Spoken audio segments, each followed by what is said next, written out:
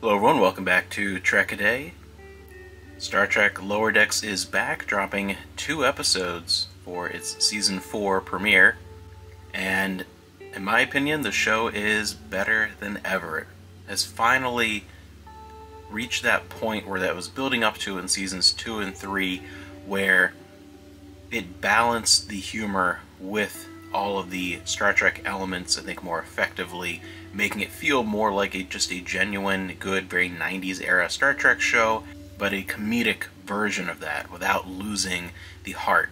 And the humor in these first 2 episodes was that level that I found enjoyable, where it wasn't too bombastic, it wasn't too frantic or crude like a lot of the humor was, especially in Season 1 and then that premiere episode, which was a big turnoff for a lot of people, including myself. But I think over the course of its first few seasons, it started to really find that balance and become a great show. And after these first 2 episodes of Season 4, I have high hopes for this season, because both of them right in a row hit that sweet spot where it was still a comedy, it was still a comedic-driven show, but it was not outlandish. It left those Rick and Morty style roots that it began with behind completely. It's really found its own rhythm with the characters, and I'm loving the addition of T'Lyn, the Vulcan officer. I think she found her place very, very quickly. I like her, especially with Tendi. I think that dynamic's working well. It adds another element to the way a lot of the relationships between the main cast, this Lower Decks group, fills out. And especially as we're getting to the point now in Tuvix, the premiere episode, we are getting to the point where there's starting to be the issue of promotion is coming up more, and that's kind of where I saw this going, where I was hoping it would go, where we'd slowly see them move through the ranks and see their growth while still maintaining their connection and their friendship. And we're seeing that happen very quickly in these first 2 episodes. Tuvix and I Have No Bones, Yet I Must Flee.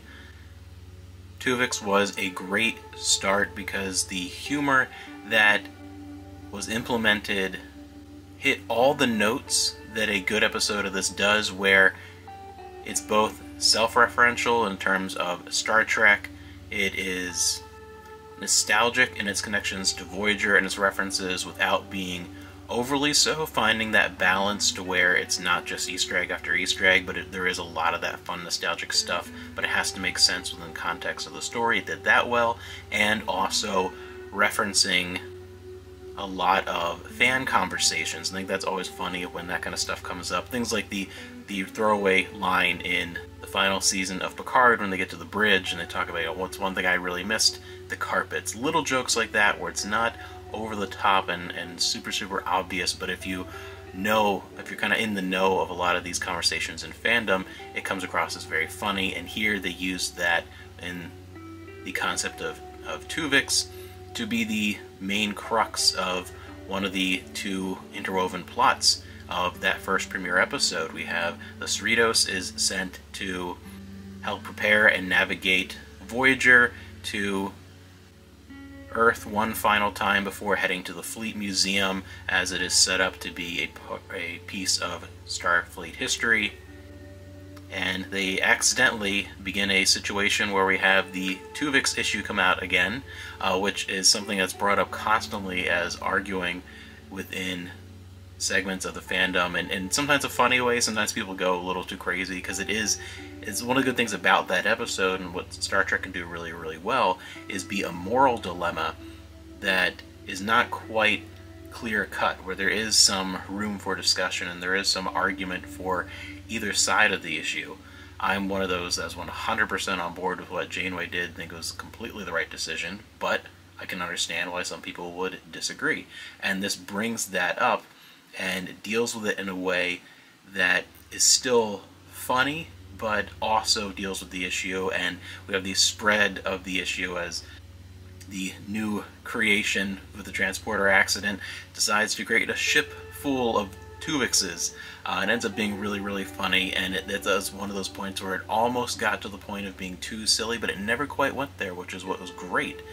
And I loved seeing Voyager, and again, those little emotional moments when the theme starts playing and you first see the ship and the lights start coming on, but those moments don't linger too long. It's not, again, all these little references, they're not overbearing to where it takes over from the plot and it's just nothing but a nostalgia trip. It really is just interwoven, and it makes sense of what's happening and makes sense to what's happening within the story. So that all worked fantastically. And as things wrap up and we have our promotions and we see things moving forward with our favorite Lower Decks crew members, we then get a little bit of a sneak peek at what is going to be the overarching big bad for this season. We get a glimpse of one of the crews from probably my favorite overall episode so far of the show. We get a look at that Klingon bird of prey where we saw the Lower Deck crew members from that Klingon crew who now have a new captain as he took over from the captain who was behind the situation with the Packlids, and they encounter a mysterious vessel that appears to destroy them with ease.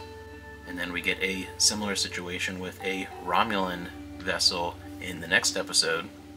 I have no bones, yet I must flee, as they are charged with rescuing 2 humans from a menagerie. And at first it seems like it's going to be a very smooth mission, as it's not a tactical rescue, go in guns blazing and sneak them out. It's a very cordial endeavor, and they're just going there, oops, it was a mistake, didn't mean to pick them up with all the other specimens, and it seems like everything's going right. And then a creature in this menagerie is suddenly freed, and when you saw that creature and how it's overly cute to the point where it's the joke is going to be that it's incredibly dangerous, and it is, as it sucks the bones from its prey and chases everyone around the station.